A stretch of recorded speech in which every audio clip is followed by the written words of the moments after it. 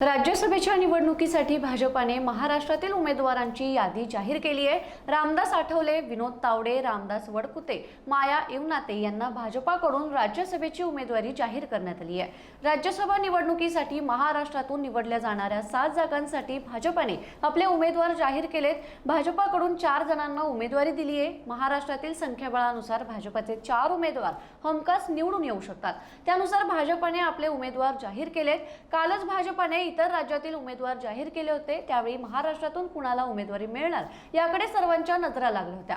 भाजपाकडून social engineering साधण्याचा प्रयत्न करण्यात आलाय। मराठा, आदिवासी, ओबीसी आणि मागासवर्गीय समाजाला 4ही उमेदवारांच्या माध्यमातून संधी देण्याचा प्रयत्न भाजपाने केलाय।